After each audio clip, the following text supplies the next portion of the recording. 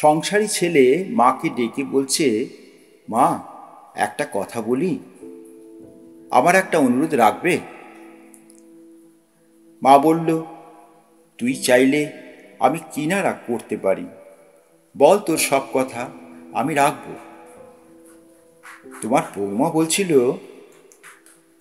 তোমার তো বয়স হয়েছে, এখন তো তোমার শরীরের একটু বিশ্রাম প্রয়োজন।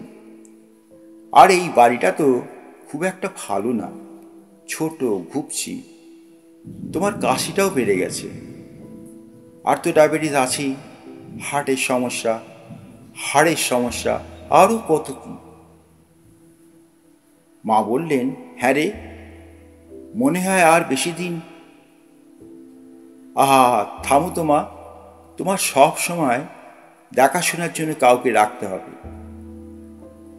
আচ্ছা, তোমাকে তাহলে গ্রামের বাড়িতে, না না, ওই যে বৃদ্ধাশ্রমের স্পেশাল ব্রাঞ্চে ভর্তি করলে কেমন হয়? এটাই বলছিল তোমার বৌমা।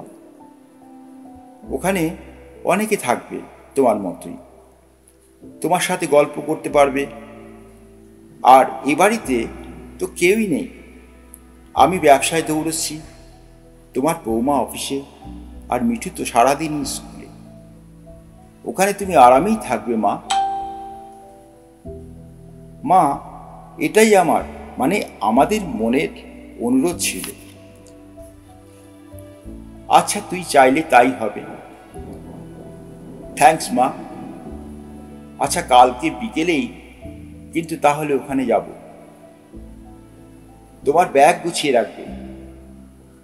পরের দিন অস্বস্তিকর জ্যামে আটকে আছে মা আর ছেলে। নীরবতা ভাঙলেন মা। বাবা, ওখানে আমাকে দেখতে যাবি তো? পারলে একটা ফোন কিনে দিস আমাকে। হা হা হা। মা, তুমি ফোন দিয়ে কি করবে? ওখানে ফোন আছে তো। কিছুক্ষণ পর একটা 5তলা বাড়ির সামনে এসে গাড়ি থামল। আবার বেশ কিছুক্ষণ নীরব থেকে এবার ছেলে বলে উঠল, নামো মা, এটাই তো ওই বৃদ্ধাশ্রম মা। দেখেছ, বলেছিলাম না তোমার পছন্দ হবে। তোমার জন্য দোতলার দক্ষিণের ঘরটা বুকিং করে রেখেছি। টিং ডং, টিং ডং, দরজা খুলল। Happy birthday to you, happy birthday to you মা। দরজা খুলতেই চমকে গেলেন মা। আরে, ওই তো তার একমাত্র নাতি আর বৌমা বিশাল এক কেক নিয়ে দাঁড়িয়ে আছে। এত বেলুন আগে কখনো দেখেননি, এত আয়োজন করে কখনো কেউ তাকে জন্মদিনের শুভেচ্ছাও জানাননি।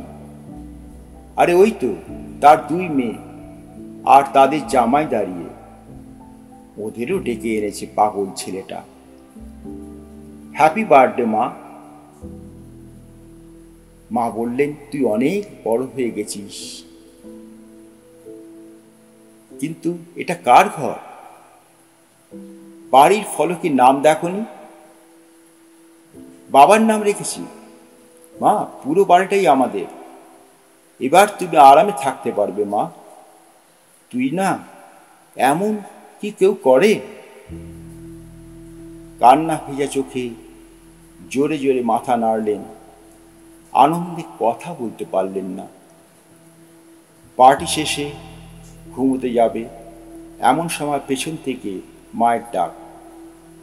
হাতের ব্যাগটা আতিপাতি করে খুঁজে একটা কৌটো বার করে ছেলের হাতে ধরিয়ে দিলেন, নে, এটার আর দরকার হবে না।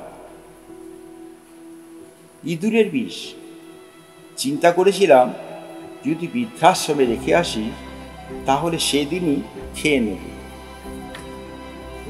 দূর মা, তুমি কি যে বলো।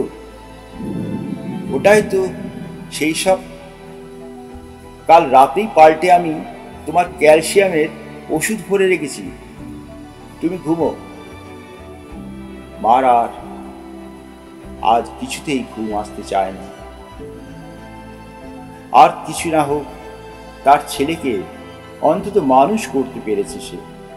যাক, আজকের ঘুমটা সত্যি আরামের হবে, ঘুমের ওষুধ খেতে হবে না।